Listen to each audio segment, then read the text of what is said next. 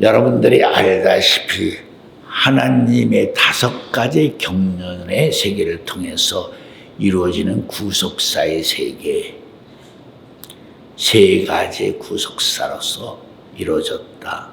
첫째 구속사의 세계는 바로 행함으로 이루어지는 언약이었습니다. 행함으로 이루어지는 언약. 두 번째는 구속의 언약입니다. 구속으로 이루어지는 언약. 세 번째는 은혜로 이루어지는 바로 언약을 말씀하고 있는 것입니다. 아담을 통해서 진행되는 바로 구속사에 생기는, 그렇죠? 행함으로부터 시작된다 하는 사실을 알아야 되는 것입니다.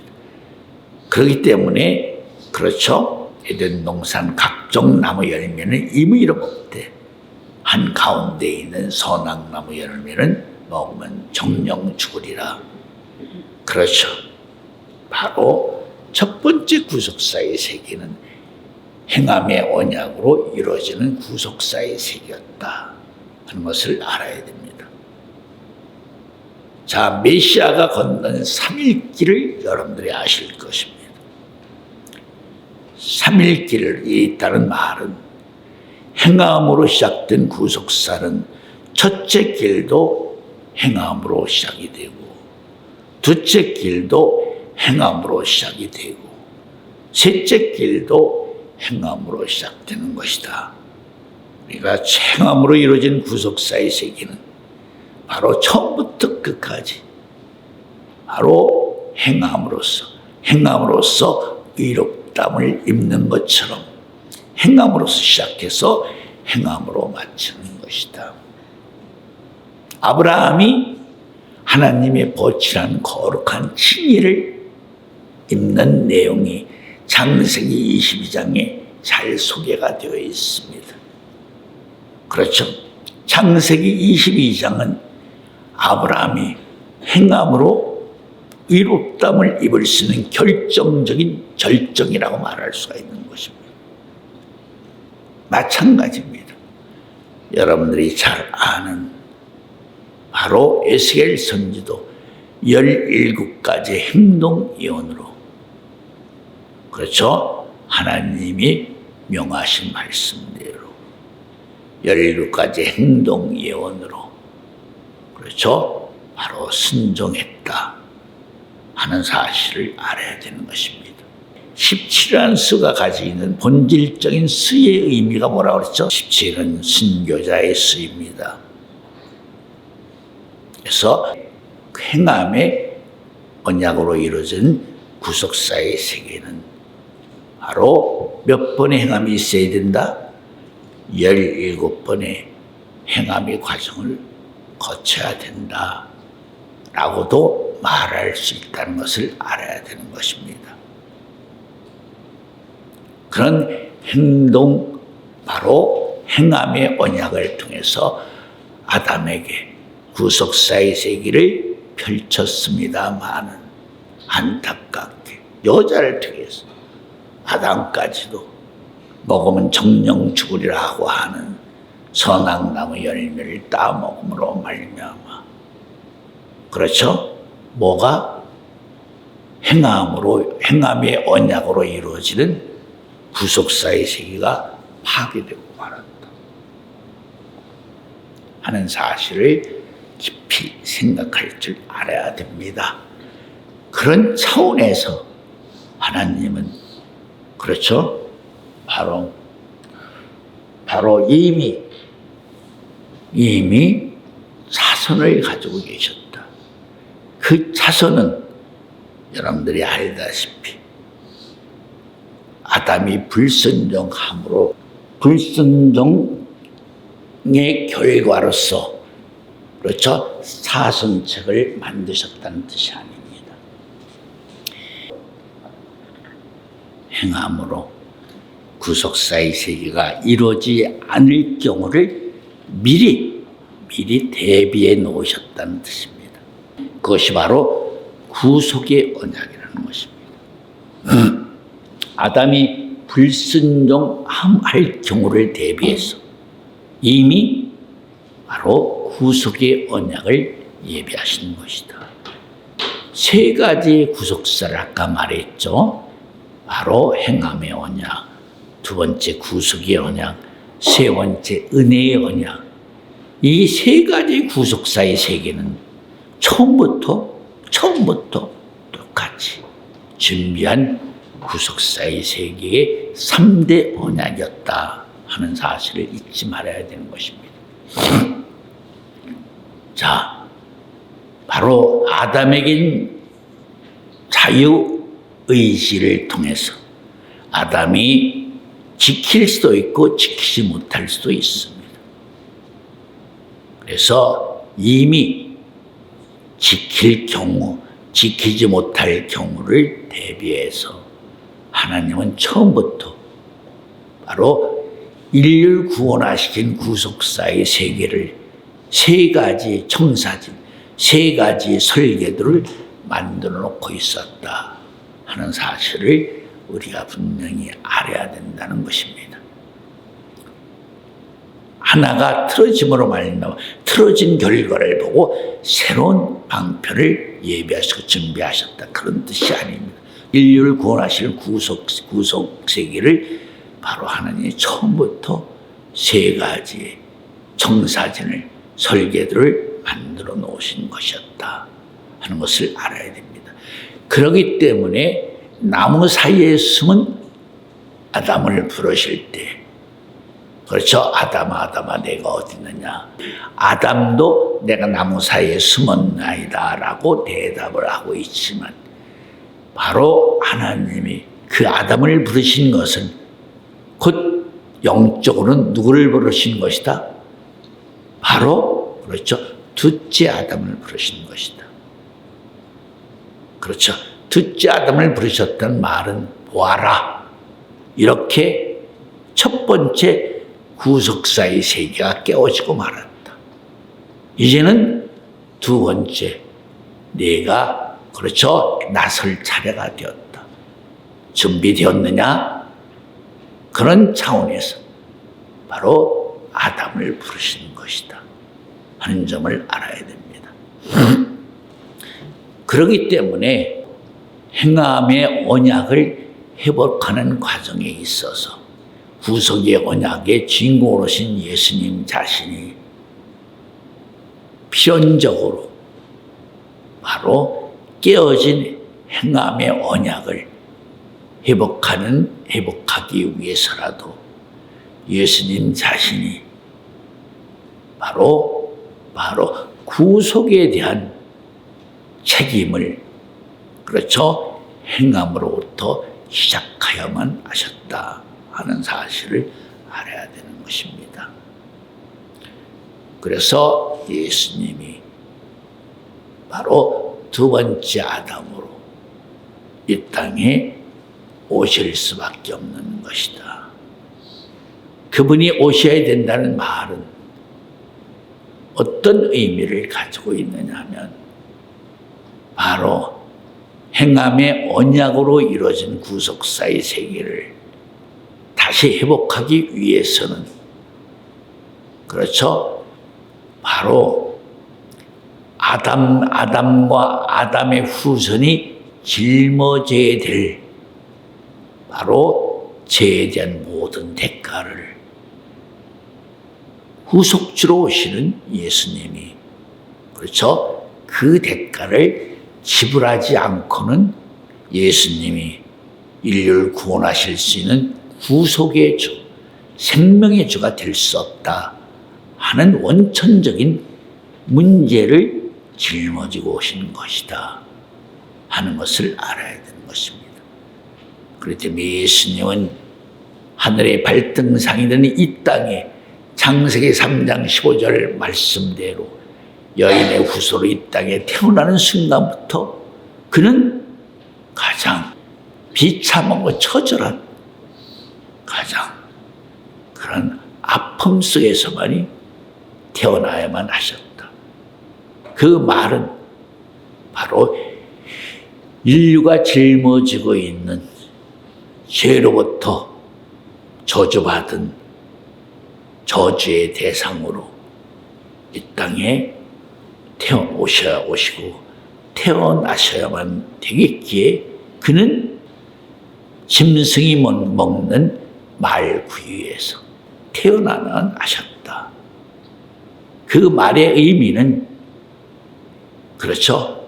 바로 구속주가 되시는 바로 말씀이 주셨던 예수님이 절대 사람 대접을 받는 대상으로 오신 것이 아니라 짐승과 같은 대상에서 구속주로서의 구속사의 길을 걸어야만 되시기에 그런 입장과 그런 환경 속에서 그렇죠.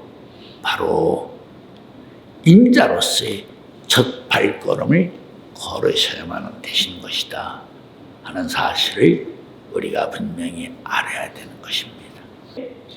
예수님은 구속주가 되어야 되시기 때문에 하나님이 어린 양의 입장이 아닌 아사살 양으로 죽으라고 하시는 것이다. 그 말은 하나님이 구속사의 세계를 이루시기 위해서 어느 세계 민족 중에 어느 한 나라를 택하시 이스라엘 선민으로 택하신 그 선민뿐만 아니라 하늘의 발등상에 들은 지구촌에 존재하는 모든 생명체 죄와 허물을 짊어지게 하신 것이다. 그러기 때문에 예수님은 바로 유월절 양으로서만이 십자가를 짊어진 것이 아니다. 유월절 양으로서만이 십자가를 짊어질 수는 없는 분이었다 하는 것을 알아야 되는 것입니다. 예수님은 유월절 양으로서뿐만 아니라 바로 아사살 양으로서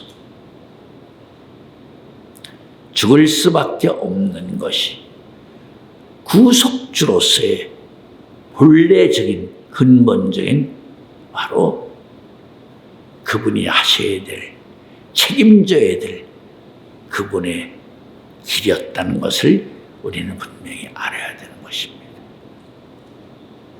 왜 그렇게 해야 돼야만 하는 것인가? 로마서 14장 9절 말씀처럼 예수님은 뭐예요? 산자의 주가 주만이 아니라 죽는 자들의 주가 되셔야만 되는 것이죠. 하늘 위에 있는 자, 땅 위에 있는 자들만이 아니라 땅 아래에 있는 자들의 또 하나님이 되셔야 되기 때문에 예수님은 당연히 3일 길을 걸어야 되는 것이다. 왜 예수님이 메시아가 3일 길을 걸어야 되는 이유가 본질적으로 거기에 있는 것이다. 하늘에 있는 자들을 구원하시기 위한 것도 아니고 땅 위에 있는 자들만을 구원하시기 위한 것도 아니고 어디에? 땅 아래에 있는 자들. 그렇기 때문에 메시아는 세 곳에 있는 세 위치에 있는 모든 대상들을 구속하셔야만 되기 때문에 바로 메시아는 당연히 무슨 길을 걸어야 되는 것이다? 3일 길을 걸어야 되는 것이다 하는 사실을 우리가 분명히 인지해야 됩니다. 그리고 나서 자 이제 예수님이 이 땅에 구속주로 오신 것입니다. 구속주로서 바로 자기의 사역을 마치시면 예수님이 또 무슨 역사를 동시적으로 조화롭게 병행을 해야 하느냐 하면 바로 은혜의 언약을 이루셔야 되는 것이다. 자, 행함의 언약과 구속의 언약은 하나님과 그리스도 자신인 메시아가 맺은 언약이라고 말한다면 은혜의 언약은 바로 하늘이 아닌 이 땅에서 자기가 구속한 대상들을 통하여 새롭게 만든 언약이라고 말할 수 있다. 이미 아담을 짓기 전에 본래부터 하나님의 구원을 위한 구속사에 세 가지의 뜻이 있었는데 두 가지의 뜻은 하늘에서 이루어진 뜻이라고 말한다면 세 가지의 마지막 은혜의 언약의 세계는 이 땅에 와서 구속주가 이 땅에 오셔서 이 땅에서 바로 자기가 구속한 대상들에게 새롭게 맺는 언약이라는 사실을 우리는 분명히 알아야 된다는 것입니다. 그래서 은혜의 역사의 생애는 그렇죠. 은혜가 은혜되기 위해서도 행함으로 이루어지지 않고 모든 것이 은혜로서 이루어지는 세계다라는 말씀을 여러분들이 기억하실 줄 알아야 됩니다. 자기가 구속하신 구속의 대상들에게 구속자가 주신 은혜를 통해서 주신 그 은혜에 의지해서 에베소 2장 5절 8절 말씀대로 은혜가 우리를 구원해 주신 것이다 하는 사실을 알아야 됩니다. 은혜가 구원해 주신다는 의미를 로마서 11장 29절 말씀대로 하나님의 뭐예요? 선하신 부르심의 뜻대로 모든 것이 이루어진다. 하나님의 은사 부르심에는 후회함이 없다는 말씀이죠. 우리가 다시 바꿔 말하면 야곱과 에서가 태어나기도 전에 한 사람은 좋은 사람은 한 사람은 나쁜 사람이라고 이렇게 구분될 수밖에 없는 이유는 원인이 못 됩니다. 하나님이 부르시는 부르심에 의해서 빛과 어둠이 선과 악이 그저 구별된다, 달라진다 하는 사실이 말씀에 있는 것처럼 그렇죠? 바로 은혜로 말미암아 우리가 구원을 받는 것이다. 여기에는 여러분들이 꼭 놓쳐서는 안 될 말씀이 있는 것입니다. 은혜를 주시는 분이 누구라는 거죠? 구속주라는 것이 구속의 언약을 가진 분이 주시는 것이 은혜입니다. 구속주만이 우리에게 은혜를 주실 수 있다는 것입니다. 여기에는 이런 의미가 살아 역사한다는 것을 분명히 알아야 되는 것입니다. 무슨 소리냐? 바로 마태오 5장 17절 아까도 언급을 했지만 나는 율법을 폐하는 것이 아니라 율법을 완전하게 이루러 오셨다고 하신 말씀입니다. 율법을 완전하게 이루셨다는 말은 뭐죠? 예수 그리스도는 율법의 마침이 되신다는 말씀이 있죠. 자, 율법이 처음에는 그래서 정언수였죠. 호세아에서 보면 율법이 1만 가지로 율법이 확장이 되었습니다. 그만큼 인간의 삶의 현장 속에서 인간들이 죄를 지을 수 있는 죄의 바로 유형이 수백, 수천, 수만 가지에 이른다. 그렇죠? 그렇기 때문에 바로 율법의 저주를 인간들이 풀어낼 방법이 없어요. 그 율법의 정한 죄와 허물을 그렇죠? 이 땅에서 이겨낼 종자가 없어요. 그래서 말씀이 육신되어 이 땅에 하나님의 사람 오신 그분만이 궁극적으로 율법이 요구하는 모든 죄와 허물을 충족시켰어요. 율법이 요구하는 수만 가지의 율법의 욕구를 그분이 바로 채워주심으로, 해결해 주심으로 말미암아 율법을 그렇죠, 바로 폐지할 수가 있었다. 그래서 바로 세례 요한에게 세례를 받던가 예수님의 제자들에게 세례를 받는 사람들은 그렇죠, 바로 율법을 마쳤다는, 그렇죠, 말하자면 졸업장을 받는 것과 같은 이치라고, 그렇죠, 성경은 설명하고 있어요. 그래서 바로 세례를 받으면 율법이라는 남편에서 완전히 자유함을 입을 수 있는 그런 자격이 주어진 것과 마찬가지예요. 그래서 율법의 남편에서 벗어나, 그렇죠, 둘째 아담으로 오신 신랑이신 예수님에게 갈 수 있는 자격을 얻게 되는 것이죠. 바로 그러한 입장을 가리켜서 사도 바울은 고린도서 11장 1절부터 2절 말씀을 읽으시기 바랍니다.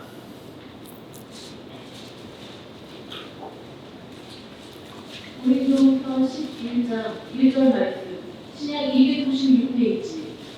원컨대 너희는 나의 좀 어리석은 것을 용납하라. 청컨대 나를 용납하라. 내가 하나님의 열심으로 너희를 위하여 열심내노니 내가 너희를 정결한 처녀로 한 남편인 그리스도께 드리려고 중매함이로다. 그렇죠. 이 말씀의 의미는 자, 역설적으로 말하는 들짐승 순서에 가장 간교한 뱀이 하와를 유혹해서 결국은 하와 아담으로 선악나무 열매를 따먹게 한 것처럼, 이제는 역설적으로 사도 바울이 내가 너희를 정결한 처녀로 만들어서 너희를 은혜와 진리로 오신 새 신랑이 되신 예수님께 너희를 내가 중매해 주겠다 말씀이에요. 이 말씀이 어떻게 생각하면 그렇죠, 억지적인 표현이 있는 것 같지만은 내용을 깊이 있게 공부해 보면 우리에게 놀라운 큰 은혜로운 말씀이 된다는 것을 알아야 되는 것입니다. 바울은 이방의 그릇이요, 이방의 사도예요. 그렇기 때문에 이방 사람들을 다 정결하고 경건하고 거룩한 처녀로 만들어서 새로 오신 신랑 예수님에게 내가 너희를 중매해 주겠다 하는 말씀이죠. 여러분들이 알다시피 고린도후서 5장 17절에 보면 바로 그리스도 안에서 우리가 뭐가 된다고 그랬죠? 새로운 피조물이 된다고 그랬죠. 구속주라는 말은 이런 설입니다. 첫째, 바로 행함의 언약으로 이루시고자 하셨던 그 모든 대상들이, 한마디로 얘기하면 베드로 2장 19절 말씀, 진자는 이긴 자의 종이 된다고 하는 말씀대로 그 세계를, 그 영광을 누가 가져갔어요? 바로 들짐승 중에 가장 간교한 뱀이, 그렇죠, 그 세계를 뺏어다가 선악나무 같은 존재에게 바치고 마는 것이죠. 그렇죠? 그러므로 말미암아 그것을 뺏어오는 과정이 절대적으로 필요한 것이죠. 뺏어온다는 말은 그렇죠, 이해를 돕기 위해서 말하면 그들이 요구하는 대가를 지불해 주지 않고는 절대 뺏어올 수 없다 하는 사실을 알아야 되는 것입니다. 그렇죠? 그러기 위해서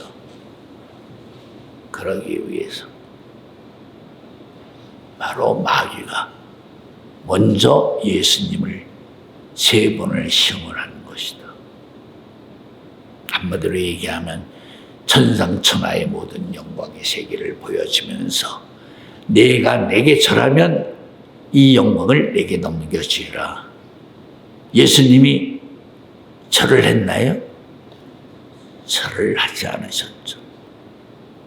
바로 그것은 창조주인 하나님 피조물과 타협해서 자기의 목적을 회복하는 것이 아니라는 것을 분명하게 예수님이 우리에게 보여주시는 하나님의 입장이었다는 것을 알아야 된다는 것이죠.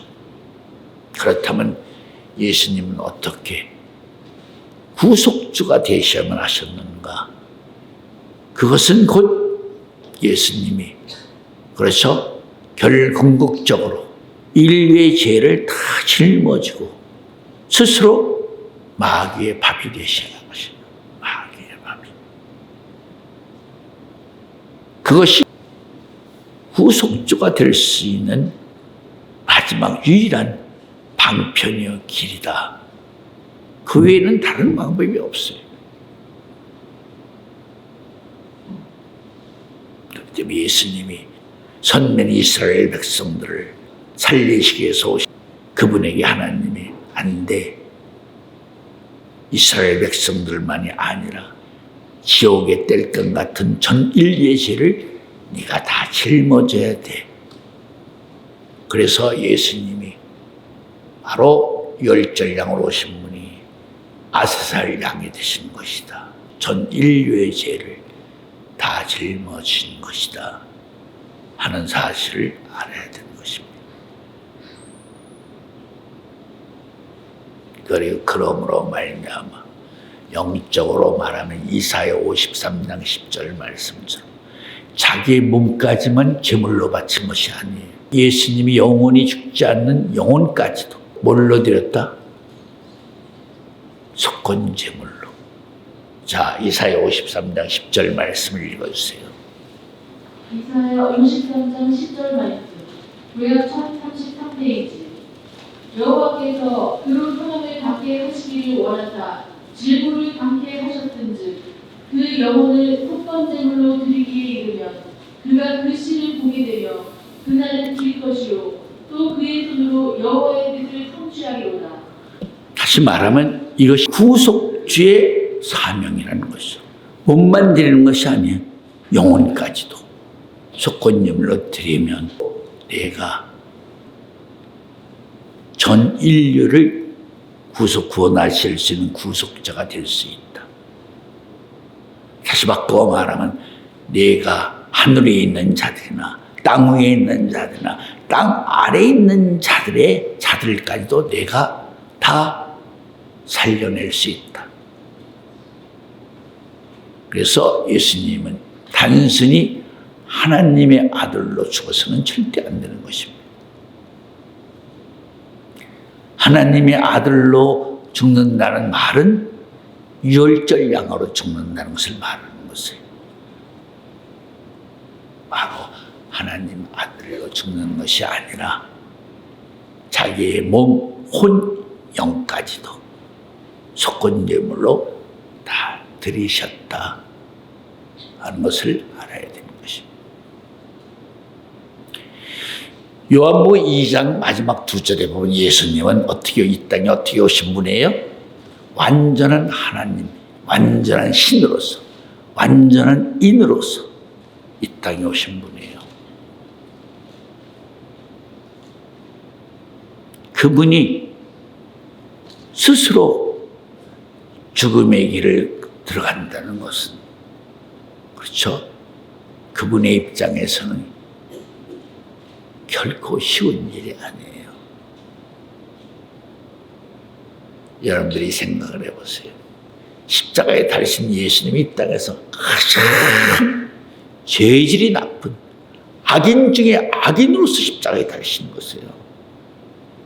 알았어요? 왜? 인류의 죄를 다 짊어졌는데 그 죄 중에 어떤 죄가 없는 죄가 어디 있어요?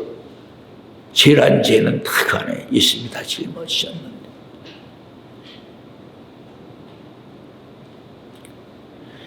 그런 인류의 죄를 다 짊어졌다는 의미에서 머리에서 발끝까지 다 피를 흘리신 것이에요. 팬티도 옷 입고. 알았어요. 머리에 가시관 양선 못 박혔죠. 양발 못 박혔죠. 옆구리 창으로 찔렸죠. 등허리 채찍에 맞서 밭이랑같이 피었죠. 피가 흘리지 않은 것이 없었어요. 로마 병정들이 300명이 예수님을 눕혀놓고 발맞춰 하나 둘 후령을 붙여가면서 예수님을 밟고 다녔어요. 의도적으로. 예수님은 시편 22편 말씀대로 나는 벌레요 나는 짐승입니다. 예수님이 성한데 어디 있어요? 콧뼈도 다 부러졌고 이빨도 수없이 나갔고. 예수님이 왜 쓰러졌는지 알아요, 여러분들? 예수님의 얼굴은 사람의 얼굴이 아니었어요. 지공한 군화에 짓밟혀가지고 얼굴이 고리라같이 됐어요. 퉁퉁 먹어가지고. 알았어요. 예수님이 그러면서도 불평불만을 할 수 없었던 이유는 뭐죠? 인류의 죄를 짊어진 죄인 중에 죄인, 개수의 개수와 같은, 악인 중에 악인과 같은 그런 입장으로서 그 죄를 짊어져야 되기 때문에 변명 한마디 못하고 그런 가운데서도 바로 저들의 죄를 용서해달라고 끊임없이 기도하셨다는 사실을 우리는 간과해서는 안 될 일입니다. 알았습니까? 물론 지금 설명하고 있는 내용들이 여러분들이 다 잘 알고 있는 내용이지만 다시 한번 바로 인류를 구원하시기 위해서 하나님이 세우신 두 번째의 구속사의 세계를 바로 이루시기 위하여 구속주로 오신 예수님,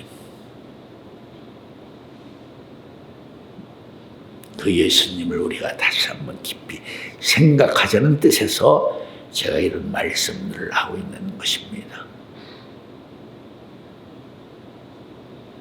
그래서 예수님이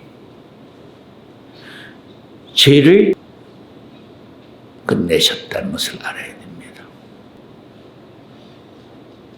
그렇기 때문에 예수님이 바로 부활하셨다는 그 의미는 예수님이 부활의 능력으로 사망의 권세를 깨시고 이기신 자가 되셨기 때문에 바로 마귀의 하는 일을 요한일서 3장 마귀의 하는 일을 멸하셨다. 마귀를 멸하셨다는 것이 아니에요. 마귀가 하는 일을 멸하셨다. 심판하셨다는 것이죠. 그렇기 때문에 예수님이 바로 부활의 능력으로 하나님의 아들로 인정받으신 그분이 바로 우리에게 바로 은혜의 언약을 주신다는 것입니다. 이기지 못한 사람은, 구속주가 되지 못한 사람은 절대 우리에게 은혜를 줄 수가 없습니다.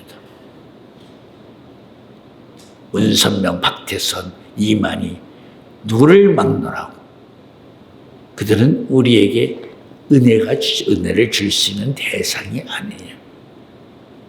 은혜를 줄 수 있는 사람은 하나님의 두 번째 구속의 언약으로서 인류를 구원할 수 있는 생명의 주만이 우리에게 은혜를 줄 수 있는 분이다 하는 사실을 알아야 되는 것입니다. 그렇기 때문에 은혜와 진리로 오셨다. 그렇게 말씀하신 것을 알아야 되는 것입니다. 우리에게 은혜를 줄 수 있는 사람은 오직 우리를 구속하시고 구속하신 우리에게 바로 영원한 요한일서 2장 25절 말씀처럼 영원한 생명을 주신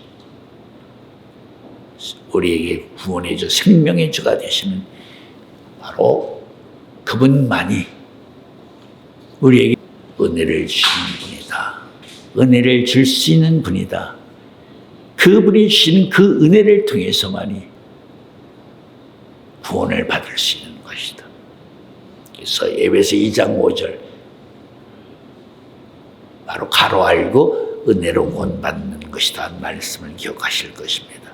또 8절에도 그 말씀이 있어 은혜로 구원을 받는 것이다. 우리의 의로 구원받는 것이 아닙니다. 우리가 구원받을 수 있는 신앙의 모든 의는 그분이 주시는 은혜 안에서 이루어지는 의의 세계라는 것을 분명히 알아야 되는 것입니다. 그분의 은혜 밖에서 우리가 나는 이렇게 의로운 일을 했다 이렇게 말하는 사람들은 마귀 새끼들입니다.